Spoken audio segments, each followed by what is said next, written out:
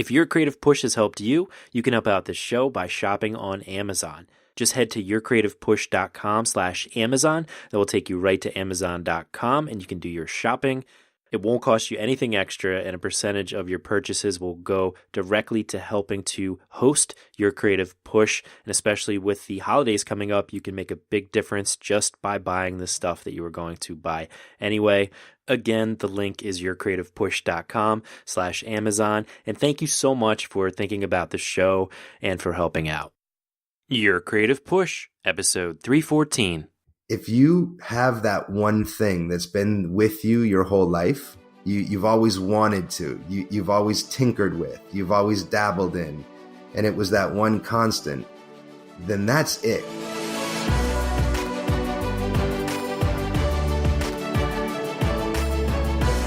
Welcome to Your Creative Push, the podcast that pushes you to pursue your creative passions.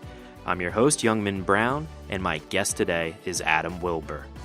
Adam is a world-class magician, author, inventor, and keynote speaker, and he is also the GM of Illusionist, a company that invents tricks for other magicians. And he comes on the show today to talk about not just magic, but creativity and how it saved his life.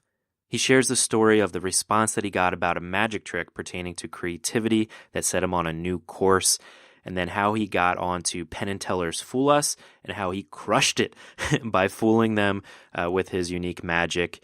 That's actually how I found Adam, and it's a great few minutes in television, especially if you love magic. Adam talks about the role that creativity now plays in his life and how he handles imposter syndrome. Adam also talks about becoming an author and writing about magic, but also creativity and the importance that it has, not just on him, but that it can have on you in your life. He also talks about the different creative process that comes into play when it comes to developing a new trick, and he specifically looks at his trick Decibel, which is probably one of the coolest tricks I've ever seen. You definitely have to hear about that or check it out yourself. And he also talks about how he feels about magicians using his tricks in their acts. I had such a fun time talking with Adam. This is a unique episode that will definitely apply to your own creative process. I promise you that. So please sit back and be amazed by my guest today, Adam Wilber. Adam, welcome to Your Creative Push. Thanks so much. Pleasure to be here. No, it's a pleasure to have you on. You are the first magician that we've had on the show, and I know that you try to kind of correlate what you do with creativity. Basically, everything that you do is kind of seeped in this whole notion of creativity. So I obviously love your vibe, and I really can't wait to talk to you. I appreciate that. Yeah. I say creativity saved my life, and I mean it. So I'd love to share. If you can inspire a few more people to live their most creative lives, then I think we're doing something right. Awesome. Well, let's start there then. How did creativity save your life? Yeah, I know that's a bold statement and a bit froofy, but about 8 years ago, 10 years ago now, I was in a pretty nasty place for some stupid life decisions I had made. Speaking bluntly, I was selling pot to make a living and to be able to smoke pot myself, and got myself into a place where it put me in a really, really bad area, looking at a lot of time in prison. And that was, around my 30s, and my entire life up until there, it was just kind of a drifter, just getting by, doing whatever, thinking this whole thing of magic wasn't a real career or a place you could make a serious living out of it. And certainly not thinking about flexing my creative muscle to get money or a name of any sort. So at that turning point, when I was really kind of back against the wall, I just started randomly creating my own magic, really to stay sane more than anything. I submitted one to Magic Magazine, which is the world's biggest magic magazine, and the editors wrote back, and I remember to this day what they said: "We love your effect, and we really appreciate you sharing your creativity." And some other things in there about creativity and the creative approach that I took to this creation of this magic trick. And it was a really simple, silly magic trick, but it was the first time somebody I respected or a group or a network of people I respected had mentioned me being creative. And that, coupled with where I was at life, I just went nuts and I started creating everything I possibly could. And fast forward almost a decade, I'm quite literally living the life of my dreams. I get to help people be creative. I get to create my own magic. I get to perform magic. I get to travel the world, and really all stemmed around this one letter back saying, we appreciate you sharing your creativity. So to me, if I'd never been told or had an idea that I was creative, I would have just believed it was this thing that some people had, and I never assumed I did. So in a sense, that's how it saved my life. Like I said, I don't want it to be over dramatic, but I know where I would have ended up if it hadn't happened, and if I hadn't have found my own creativity, and it wouldn't be a good place. Right.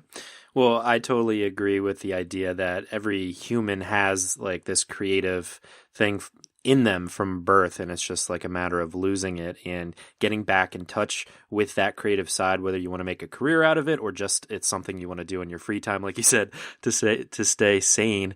I think it's so necessary, and it does feel like that rebirth. And for you, obviously, it changed your life in other ways, like that you could make a living off of it and everything. But it's so important that sometimes all it takes is that one note from one person, from one individual, a teacher. For me, it was a professor just saying, wow, you have a talent for writing. And I was like, really? It's like that thing that you have in your mind where you're like, maybe I could be a writer, but you need that kind of confirmation from just one person to set it all off. Absolutely. I think that's a bit of the catch-22 of creativity is you need the justification from other people to some extent. And then you also, you can't worry about that when you're creating, because then you're going to block your creativity. But there has to be that initial spark. Somebody either tells you are, or you do a piece or a work of some sort of creative art, and it affects them in some way, and I think for me, it was the peers, because I was raised, I had a great upbringing, parents telling me how anything is possible and all this. But until somebody that I looked up to said it to me is when I was like, whoa, this guy is super creative and he's telling me he likes my creativity. I guess it sparked something, man. It was that one thing. So to me, I think it's really important to have people there backing you for sure. Yeah, I want to get to like kind of what happened after that spark. But before that, could we talk about what your relationship was with like magic before that? Like, were you, is it something that you did as a kid, or something that you were actually pursuing career-wise and doing shows and stuff like that?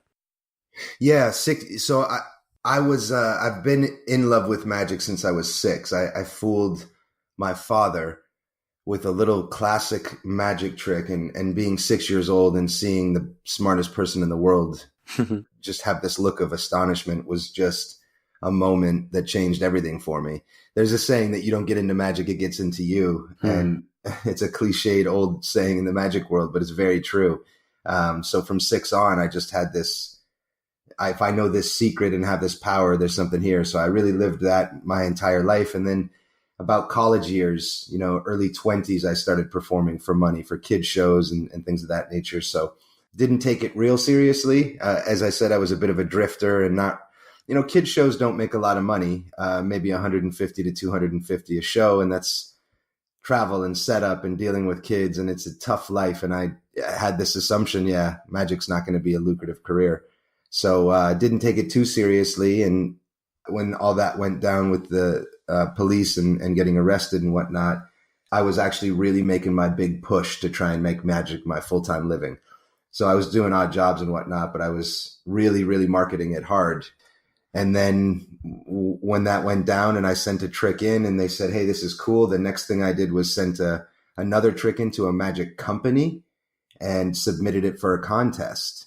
Almost a week later, it was like, hey, if they like this, then I'm going to send this. And I didn't even get third place. I didn't get first, second, or third in the contest. And I remember being pretty pissed off.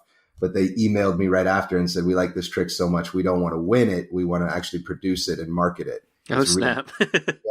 So while I was really, they were winning, bidding off an iPad full of all their magic tricks. And I was like, oh, I got to have that. That's such a great idea. And I thought mine was the best submission, but they left me hanging for about 3 weeks. And then finally I got an email said, hey, we'd really like to actually sell this. So that was my foot in the door at that company. And then magic just took over. I started performing a lot and getting more into the corporate realm and things of that nature where the money was better. And then also working full time with this company, creating magic and selling it to magicians. And magic just took over. And it was, they say once you start doing what you are supposed to be doing, what you're passionate about, that's when you become successful. And it just sort of accidentally happened, I guess, when my back was against the wall. And I think it all stemmed from that enlightening moment of, wow, hold on. I'm creative. I guess I am. I guess I can make this magic thing creative and make a creative approach to it. And then that just grew and grew. And it's been an amazing ride ever since.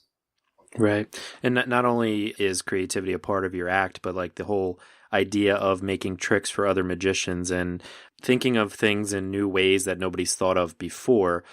How much of once you kind of hit the ground running, how much of your mind was focused on, performances and creating acts and stuff like that versus creating tricks for other people? I started a lot more heavily with creating tricks because that was my in on making a real living with magic. So the first couple of years was really just on inventing tricks that I could sell to other magicians. And then as I had magic as a full-time career, I was performing more. So I did start probably 2 years in developing an act and getting up on stage. That started with a show called Wizard Wars, really. And on Wizard Wars was the first time I stood in front of a group of people. And one of my sort of idols was a wizard on that show, idols or mentors or someone I looked up to in magic. And I remember him saying, wow, you're a natural on stage. I can't believe that's the first time you've done it. And that's really when I got the idea and interest of getting a stand-up or a stage show or a complete act that wasn't just strolling or close-up. And then I started developing that, my own act, as well as continuing to create magic effects for, the magic community. Right. And didn't you win that Wizard Wars? So Wizard Wars, we won the first round, but then we did not win the second round against the Wizards. But I did later on, just actually most recently last November, fooled Penn Teller on Penn Teller's Fool. Yes. So. Which that's actually the way that I found you. You got to talk about that because not only was your act amazing, but you did fool them, which is kind of a rare thing, right? Yeah, I would say absolutely in the minority are the people that fool them for sure. Right. So can you talk about that that whole experience and what that was like, and then kind of what that did for you and your career?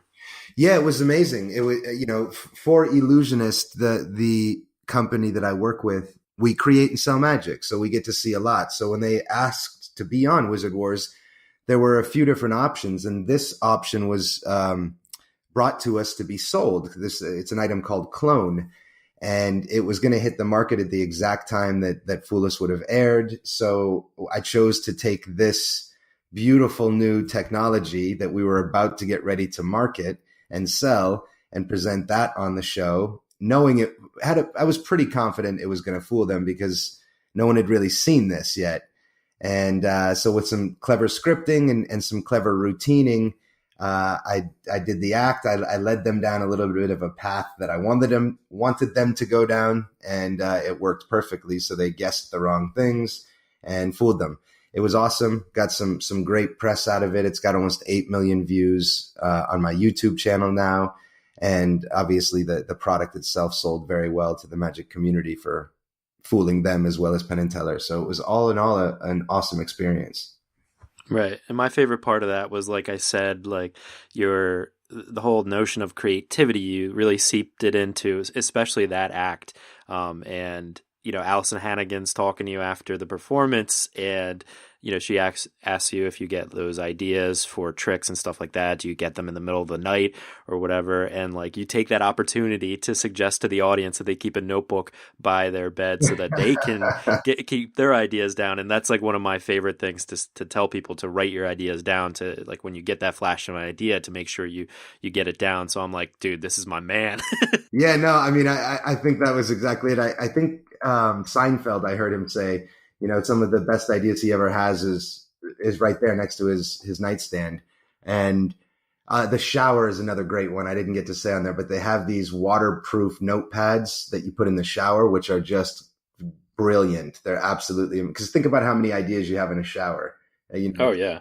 So just Google waterproof shower notepads and it'll change your life. But yeah, I was glad I actually talked a lot longer about creativity because, they delegate for 5 to 10 minutes, but they trim that down to about 30 seconds. So I think I don't remember what it was, but I remember feeling like, oh, that was a good spiel about creativity to the audience. And I only got that one little intro clip, but hey, it was a good one. And it got a round of applause from the audience too. Yeah. I nearly cried. Yeah. A free tip. Normally I put that in the keynote speech I sell. So maybe I should be careful how much I said on there. Yeah, that's awesome. Well, okay. So then, can you talk a little bit about, like the transition into, cause you do keynote speeches and stuff like that about creativity. So can you talk about the journey from, getting on stage for the first time in a competition and then getting on Penn Teller, Fool Us, and then wanting to remain on stage and share a message? Yeah, for sure. Really, it was this idea that I wish I knew I was creative, or I wish I knew I could be creative much earlier in life. And that got me into really looking into creativity, what it is, how it benefits people, why some people hold back from it. What are the tricks and tips? One of the fears I started getting was, oh shit, what's going to happen if I can't create more magic? Like if I run out of ideas, like, man, wouldn't that be the worst? And so then I really dug into this idea of creativity. And to me, it was really simple. Just do it. I mean, that really is what it comes down to. It doesn't matter what you're doing to be creative. That's the only thing we get to differentiate us from everybody else is our own unique creativity. So to really express that is, in my opinion, to truly live your most fulfilling life, your most purposeful life. And I got real amped up about preaching that to a bunch of people. And so I ended up writing a book on creativity and developing a speech that would help sort of twofold, both in regular people, not so much a corporation, but just regular people to find their creative voice and live that, as well as developed a speech and a workshop that's more for the corporate world. Because the reality is, if you're not a creative company, you just won't be a company for very long, especially in the upcoming future with the way technology is advancing. You have to be creative. And there are things you can do in an organization to be more creative, to streamline it, to reward it. And it's really just about teaching that in the speech is the motivational part about why it's important, because in the corporate world, creativity is a bit of a scary word. The buzzword is innovation. Everyone wants to say innovation, but the reality is without creativity, you're not going to have innovation. So to say I have a speech and workshop on creativity, a lot of corporate environments don't really like that. It doesn't make sense and it scares them. So developing kind of both the personal creativity speech, which is more live your fulfilling life, as well as the corporate one, really came from me being pissed I didn't realize I could be creative much earlier in life, and hoping that I could maybe save some people from wasting any more of their life without thinking they're creative. Right. It's a shame. It's the reason for this podcast too, because I wasted, years just being too scared to do something new or to write, or just to let my different resistances hold me back. And it's such a shame, and anything that we can do to help anybody. Was that scared of other people's critique of it, or scared that you wouldn't finish it, or if you did finish it, it wouldn't be good? Like when you say you were scared, what is that? Scared of what? All the above. Scared that, I was an imposter, and, who am I to put my ideas out there? And also the fear of, okay, who am I going to share this with? Am I going to, have a secret identity and try to build an audience online? Or am I going to share this with my writing and my ideas with people that know me? And that requires you to be very vulnerable when you're putting yourself out there in your writing. So then you're like, oh, how honest do I want to be if my mom's going to read this type of thing, And all kinds of fears. That's the thing, right? Everybody I know who's successful, I mean, that they all say it only happened when I stopped putting on the front and became my true self and was allowing myself to be vulnerable. A lot of authors specifically say that, I wrote what I thought people wanted to hear. And then once I just said, forget it, I'm just going to tell them about like the crap in my life and the real parts of my life. That's when the success happened. But that's scary to throw that out to the world and let them do what they want with it, Right. But it's so true. And one of the themes that keeps coming up on this podcast is the idea of how everybody puts their perfect life out there on Instagram. They put the perfect picture of themselves, their perfect food, the perfect version of their final artistic project, whatever it is, and you don't really see all the screw ups and the day-to-day icky things that can Yeah. happen to you. And I think when you are able to dig deep, that's where that resonance comes from. It's people seeing somebody putting those like things that they never talk about or they're too afraid to share themselves out there, and it's like almost the first time they're interacting with those ideas that maybe they don't even bring to the front of their mind. Maybe they're kind of pushing them away and not trying not to think about the fact that they hate their job or they hate their life or whatever it may be, you know? Sure. Sure. Well, you talked about your resistance or that kind of initial fear you had of running out of ideas. Were there any other fears that you had or that you maybe still do kind of deal with on a daily basis? Yeah, of course. For being a speaker and a entertainer, is the biggest fear is that you do a great job and you're always out of a job at the end of it. So whatever speech you do, whatever show you do, even if you do a great job, at the end of that show, you're out of a job, and it's the continuous marketing of it. And there's always the fear that will dry up, or the paycheck won't be there if the economy turns. Then there's also obviously the imposter syndrome. That's a very real thing, I think, for everybody who's in some way trying to claim to be a thought leader or an inspiring individual of some sort. Then you wonder, am I just preaching this or am I really helping people? Do they even want to hear this? Sometimes you'll go into a room and genuinely think that what you're telling them is so elementary or they should know this, but then it's things that you take for granted, which I did until I was 30. I wish some people would have sat me down and said, hey, here's some things you could learn or do. So there's always the fear of that. And then the fear of failure, that you put something out that people hate. People say why would this guy put this out? This is garbage. So I think the common fear of putting yourself out there and everything that comes along with it. Well, did you ever have any of those experiences where that became a reality where I know for comedians, they all have that just disastrous feeling of just tanking, of just, totally eating shit, during an act. But does that ever happen for magicians? Do you ever have I guess obviously screwing up a trick. But aside from that, do you ever tank?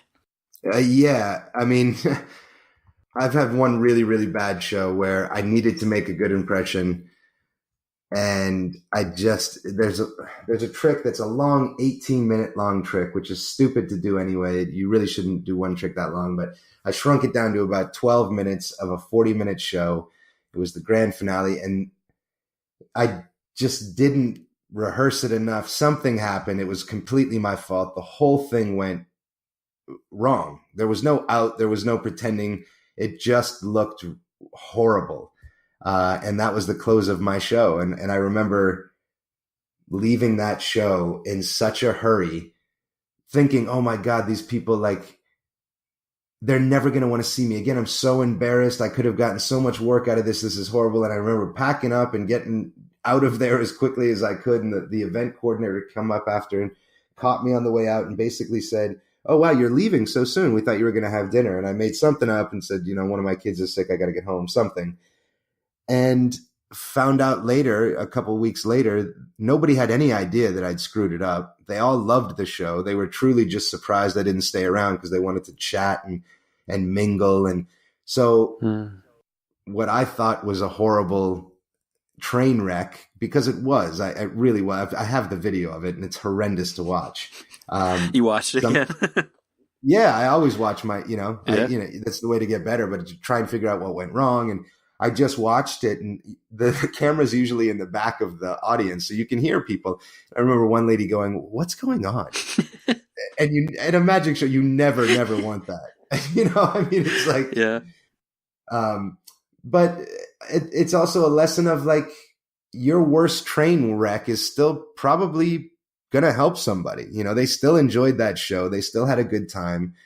So that would be my biggest train wreck. But I think I've put some stuff out that didn't get great reviews. For instance, the fiddlestick.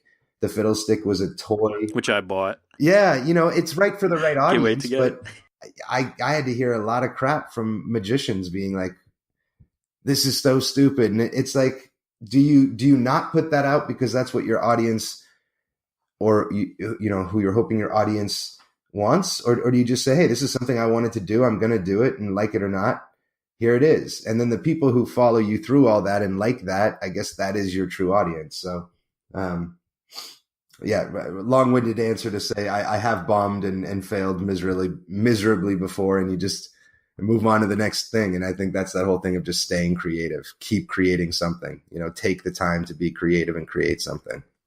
Right. And you have to put yourself in the position to fail in the first place.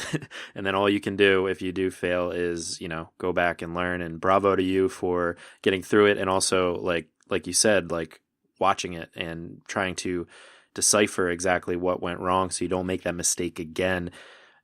And like you said, keep creating, because I know a lot of people would, they fail once and they're like, I'm a complete failure, because they're their own worst enemy, and then they never go and do it again. They just have a, very long gap in their kind of creativity because of this like traumatic event that really might not even be that traumatic. Exactly right. We look at it and that's the biggest fear in the world is public speaking, and everyone's scared of that. Oh my gosh, I'm going to bomb. I'm going to be terrible. Everyone's going to judge me. Everyone's going to hate me. And that never happens. Even if you do bomb and you sound like a babbling fool, your expectations are never as bad as the reality of the situation. And I think it's sad that so many people stop sharing their art or their creativity with the world because of that fear. Right. And the funny thing is, it's, when you're up there talking to people, you in your head think that perhaps all these people are like these evil people that want you to fail. And it's like the complete opposite. Like exactly. if you've ever been at a wedding and the best man is giving a speech, like you're just like encouraging him on, like, don't be nervous, and like laughing extra hard at the jokes, like everybody's such sweethearts and they're supportive, and you're not like, unless you are a stand-up comic, and then you're going to get heckled and stuff like that. Like that's a little bit of a tougher audience maybe, but in general, people want you to succeed. It's very tough to walk into like call it a Fortune 500 company with their leaders. One of my speeches is on employee retention and how to allow your employees to really be more appreciated at work and be happier at work, which in turn will be more productive and more valuable. And really, it's just about allowing them to express their creativity freely. But you have to tell the leaders this. So sometimes you have to go into an organization as the expert on what they're supposed to be the experts on and tell them why they're maybe not doing it so well. So, that's not really about the audience. The audience is not on your side there. They're from the start, they're like, and I'm lucky because I can use magic, and the magic really helps sort of get that confrontation out of the way. I can be a goofy, funny magician that's fooling them badly and then get their attention enough to go, now maybe we can try X, Y, and Z. But, I will say not every audience on some creative endeavors, not every audience is on your side, but I would say 90% of them are. If you're doing a speech for a TEDx talk, people are going there because they want to hear a good speech. People are they want to be on your side to start, and it's just sort of up to you to not screw it up. Well, then aside from like the obviously getting their attention by having this kind of shared magical moment and getting them on board in that way, what have you found is the best way to convince people? Because I've had this experience for sure in my life, and I know I've heard from a lot of friends and talked to a lot of people about how that they're not necessarily encouraged to be creative. They just want to be kind of a cog in the machine, so to speak, and just, put your head down, do your job, don't think out of the box, just like, let's make 1x as opposed to like thinking 10x, you know what I mean? What's the best way that you found that like really gets through to them? Like what's the message that they cling on to and kind of understand that maybe they're not doing their job the right way? Yeah, I think the tides are changing pretty rapidly, to be honest. I think that idea of the systematic crushing of creativity, really, right? You're going to do this, this, and this if you want to be successful. And no, that's a good idea, but it's an idea, so leave it over there. that used to be the way it was for sure. And I think organizations now are looking at who are the successful, who are the most profitable, innovative, and fast moving companies out there. And for the last 10 years, it's very clear that the biggest ones all focus on creativity. So I think the tides are changing, and that's why the message is pretty well received now. And the other real advantage is you just get the people in the room that agree with it because it's the right message. People are already going to be on your side. So you sort of have a natural cheerleading section there along with, I mean, there are a lot of alternative schools now even that are very clear cut that creativity has to be the focus if we expect to be any sort of leader of nations in the future, even within the next 5 years. So, I think that message with creativity anyway is pretty, I think it's pretty received and only getting more well received. I don't know what your experience with it is, but it's a pretty easy sell. And I think while the old time way of doing, especially business in the corporate world, is outdated, I think that they do want to hear it and they want to hear solutions and see things that they can use as sort of tools to use in their organization. It might be hard to hear, but I think it's pretty well received and registered.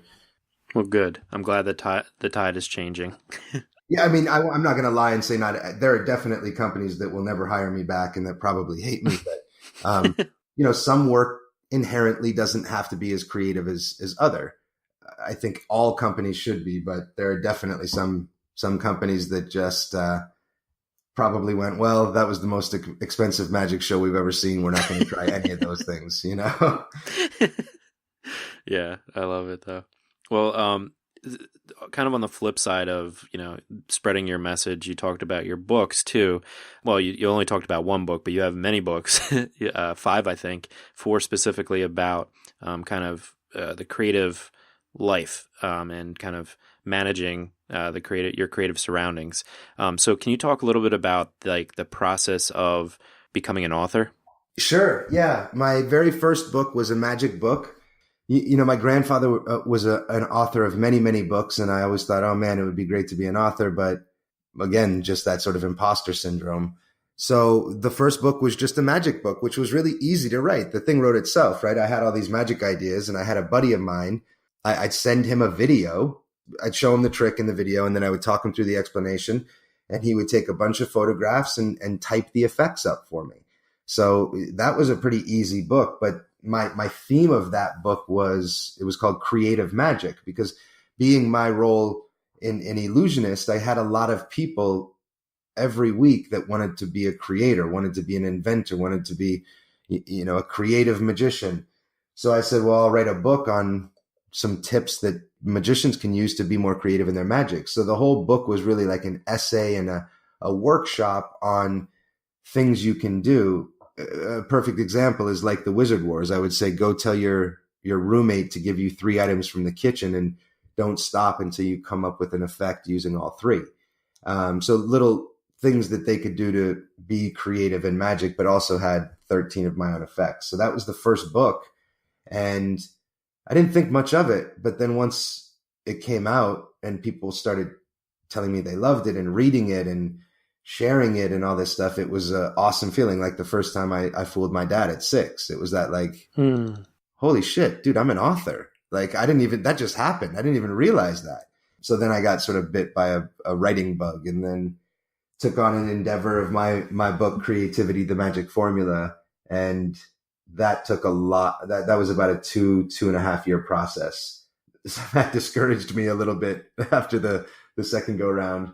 And it's sold a few. It hasn't done exceedingly well, but it's that whole thing of I don't market the books the way that I'm sure I'm supposed to. I've heard that you can never stop marketing and you have to keep pushing, but I enjoy getting them out there. And I think the more creative you are, the more you put out.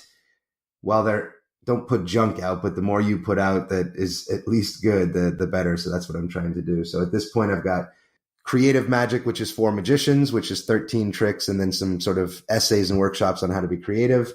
Then I've got my book, Creativity, the Magic Formula, which is really a 30-day challenge, as well as my story on creativity as a magician, and then practical and actionable steps that you as the reader can take to live a more creative life. And then my latest book is called Creative Kiddos, and it's for parents with kids about 3 to maybe 9 years old. It's 52 activities that they can do. So essentially an activity every week. And it talks about creativity and why it's important for kids and what each activity is teaching their kids about creativity. So it's really about parents sitting down with their kids and turning the screens off and actually getting hands-on creative work done with them. And I'm really, really happy with that book and proud of that one. So I have no idea how I'm going to release it or launch it. It's done and finalized. I've given it to a bunch of beta readers that loved it, but I'm not much of a marketer. I'm more of a magician and a creator. So I'll have to see how that goes. And then I've got 2 other books on creativity and innovation that are on my website and actually free for download. Very cool. Yeah. Creative Kiddos, definitely an important topic, I think, to, like you said, putting the screens or the tablets away and kind of getting down in there in the trenches. But I wanted to talk about, you said it took like 2.5 years and it was like a much more difficult process than that first book. Why is that? Were there thoughts that came into your head that were like, okay, the first one just was super easy to do because it just flowed out of me. Now you had more of like a message to say, or were there other? I wrote the second one. The first one, I sent videos in, and my buddy wrote them up for me. With the second one, I really wanted it to be my voice and me, and I've got pretty bad dyslexia, so it takes a long time for me to coherently kind of get through writing. Mm-hmm. So with me doing it myself, it took forever. I remember I got what I thought was the first draft done in about 6 months and sent it to my editor, and they basically laughed at me and was like, what are you doing? And that's when I knew this was going to be a long journey. So it was just going back and forth, trying to make sense of it and get my thoughts out. It's an interesting book. It's got 2 covers, both covers are the right way up. It's a very cool design. I wanted it to be a pickup sort of coffee style book where people pick it up and be like, what the heck is going on here? So with all of the layout work and trying to piece all those things together to still have it make sense, it was a challenge. So definitely the hardest book I've written. Creative Kiddos was a lot faster. That sort of flowed off of activities I would do with my kids. But this one, everything about it, I wanted to be right. So it took a long time. Right. Definitely a different process than creating a magic trick. Absolutely. Yeah. Well, what is that process like? How long does it take for you to, I guess, from the initial idea to kind of fleshing out the idea to actually creating the product? There's no right answer or one answer to that. I've had magic tricks that I've come up with in 15 minutes, at least the idea of it. And then you have to routine it and test it in real world and all that. But some ideas are just, you see something and you get that, what the heck moment. And then I've had other products where I knew what I wanted the end effect to be. One of my favorite creations to date is called Decibel. And yes. I love it. It's so cool. I wish, it's one of those things where I'm writing a TEDx talk right now for November, and I really want to explain that. It'll be my 3rd talk, but I really want to explain the method of that in the talk, but so many magicians have bought it that it wouldn't really be fair to do that. So, but Decibel came as an idea. I had an idea that I wanted to be able to walk up to a stranger. My first effect on the market was called earbuds. It used headphones, earbuds, and it would fuse itself inside of a playing card. And it did very well. It was also the first trick I ever invented, which got me hired to the company, and had a soft spot. So years later, I wanted to develop another trick with headphones. And I came to the idea that I wanted to walk up to anyone with headphones, have them think of any song, and then just by pinching the tip of their headphone cord with my thumb and finger, and then touching their finger, I could get the music to play in their headphones. I played with a bunch of ideas, the first being running the actual electrical current of the music through your body into their headphones, which theoretically would work, but it would be too strong and the current could kill you.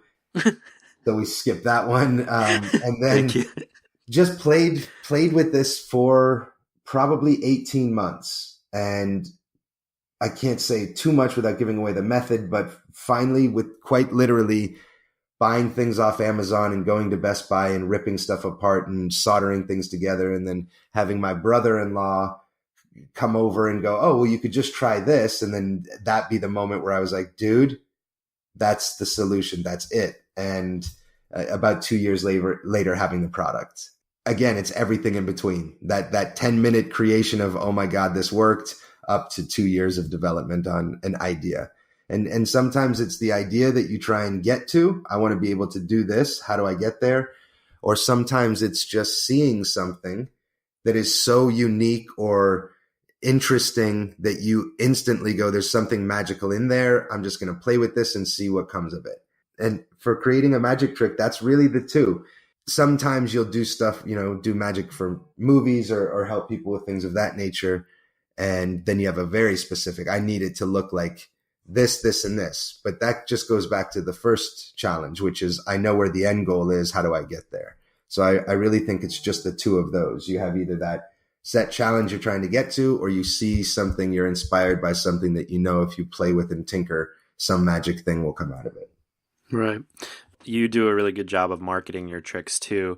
When I was a kid, I wanted to be a magician, and I did magic shows for my parents, and I charged them 25 cents to get in. And it was like a fun thing that I've always, had a special place in my heart for. And any kind of magic show that comes on TV, I always watch. And Penn and Teller Fool Us, I like to watch that. But seeing your tricks in your videos, and you market them very well, I'm like, I want to be a magician again. Screw everything else. I'm going to be a magician. But that one specifically, and I think that what you said is like so true. It's like finding that magical idea. And I think this relates to really anybody that does anything creative. It's getting that idea that like, okay, this is something special. I know this is something special. Let's get this out there. And for Decibel especially, it's like the trick has like two amazing parts to it. It's like one is just like the moment of that, oh my God, the song is playing in my ears right now, and I just thought of it. Like the fact that happens, like just that magical moment, and imagining that magical moment for your the people that you're trying to fool. And then there's the whole other element of like, okay, well, how did that happen, and trying to figure that out. So I love that, tapping into that magical moment. Sure. Yeah. I mean, that's what it's all about. For me, magic without a spectator or without the spectator's mind, there is no magic. That's where magic lives. It lives in the mind of a spectator. As a magician, we practice these skills for, it's 30 years at this point for me. 30 years plus, I've been practicing certain skills that if I do my job correctly, nobody will ever see.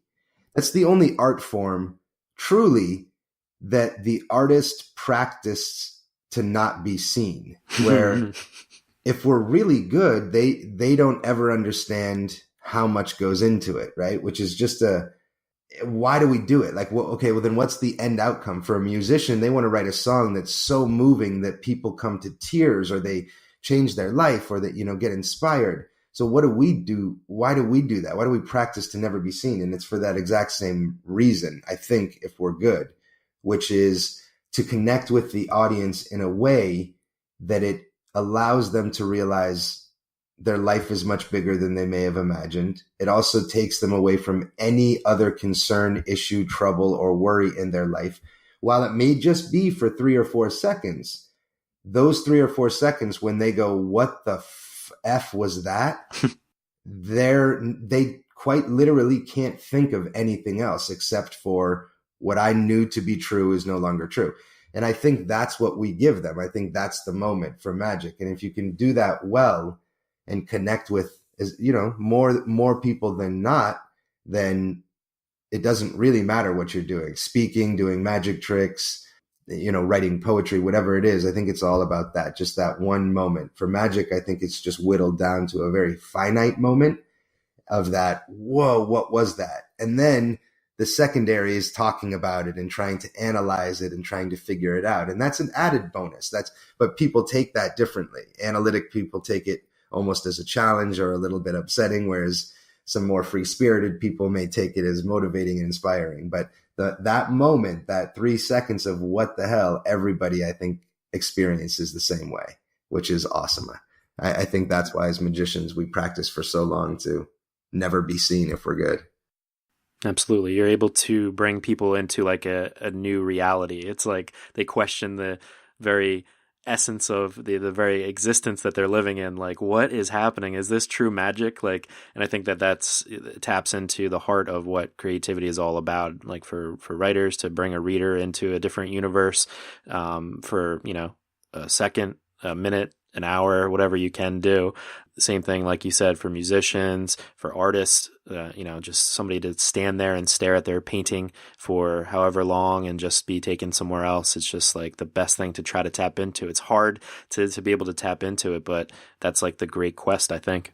I agree. Absolutely. I think entertainment of any kind, that's what it's about, giving them an escape.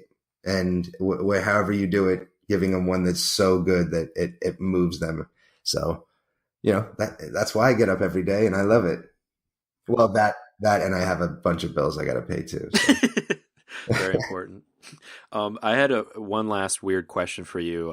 It's just something I was thinking about, you're making these awesome tricks for other magicians so that they can kind of take people into that, give them that one moment of, tricking them and whatever. Do you ever get like, I don't even know what I would describe it as, like jealousy or something like that like this is your trick, but like somebody else gets to kind of take credit for it, in their act? Or is it just like you're very happy that you're able to kind of spread it?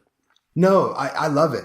Right. I mean, there's some things that I don't share with anybody that are mine for sure. My job, what puts food in my kid's mouth, is inventing things that other magicians will buy.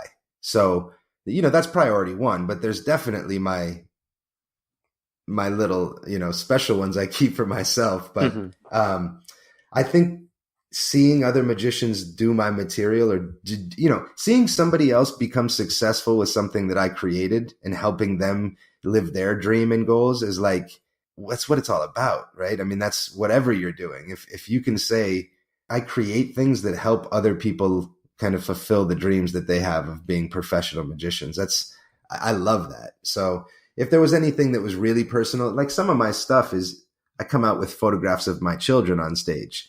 If somebody copied that, I'm sure you'd be pissed. I mean, let them. It's just going to be silly, right? They're going to be, it's not going to work for them. So, I just released a project that was a full show, 45-minute show that you can do. It comes in a case and it's, it's really cool. It's this entire act. We released 500 of them. People are like, oh, great. Now 500 people are going to be doing the exact same show. And logic would say, sure, you sell a show and say, here's the explanations of it. People are going to just copy it exactly.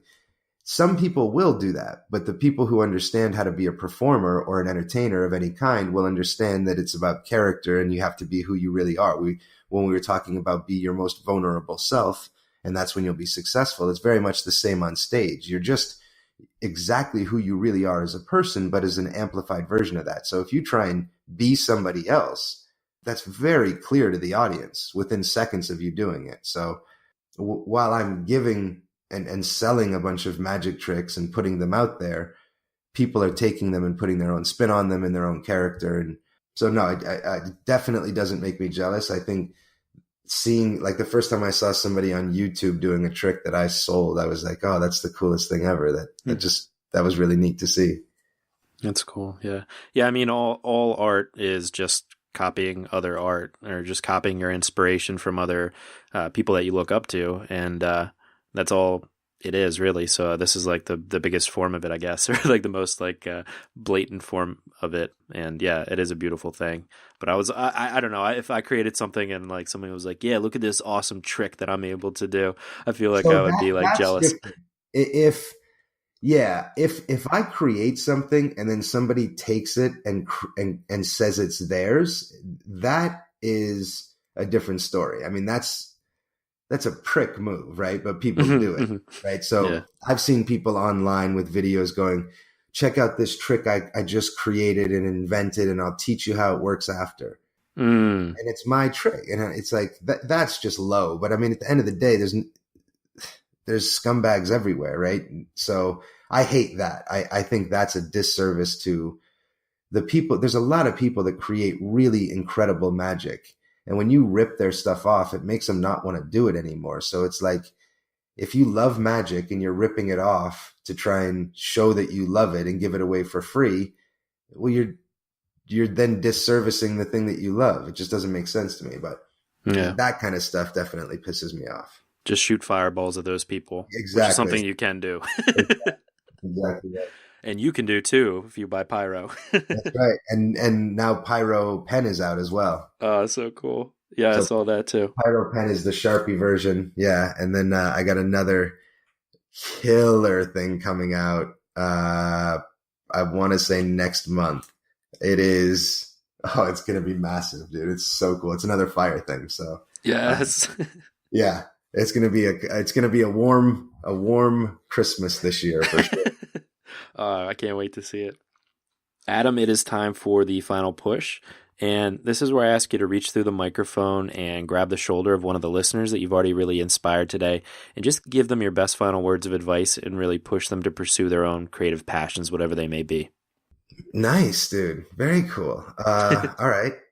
So I was told over and over, the question you have to answer is, what would you do if money didn't matter? If you had $40 billion and money didn't matter, what would get you out of bed in the morning? And that's an impossible question to answer because none of us have $40 million. But if you have that one thing that's been with you your whole life, you've always wanted to, you've always tinkered with, you've always dabbled in, and it was that one constant, then that's it.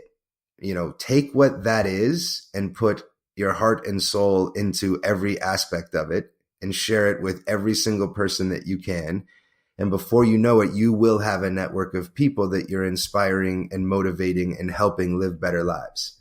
You don't have to quit your job to do it. This is just about getting in touch with who you are, who you've been, and what's been there for you, and putting your heart and soul into it and seeing what that does for your life. And more importantly, what it does for other people's lives.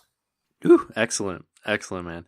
Dude, Adam, thank you so much for coming on the show today, for giving us that push, for sharing your story, and teaching us all some magic. I appreciate it, man. Thank you for having me. This has been fun, man. I appreciate it. So fun. And you can find Adam on his website, adamwilber.com. That's WILBER.com. And on Instagram, he is Adam Wilber. And we'll have that all linked up at today's show notes page at yourcreativepush.com/Adam Wilber. Adam, thanks again. Thanks, brother. Oh, my thank you once again to Adam for coming on the show. Man, this episode made me really think back to my childhood and my love for magic, and also my love for creativity and how that has continued throughout my entire life, and finding those magical moments that Adam was talking about. Those rare moments that you can pull somebody else into a different universe, that you can bring them into a different thought process, or just make them escape their mundane or uninteresting or uninspired lives for just a few seconds, maybe a few minutes, maybe even longer. Think about times that you have been pulled into that magical vortex by somebody else, or even by your own creation, when you've looked back at something you've created and just had that moment where you're like, wow, where did that come from? Who made that? Think back to those moments and try to get back there. Use them as inspiration and try to find a way to incorporate that into your art, or even to go back to your roots, to go back to something that you enjoyed looking at or observing as a kid or as a younger person, where you were able to be taken back into that magical moment. Perhaps it's even just going to the movies.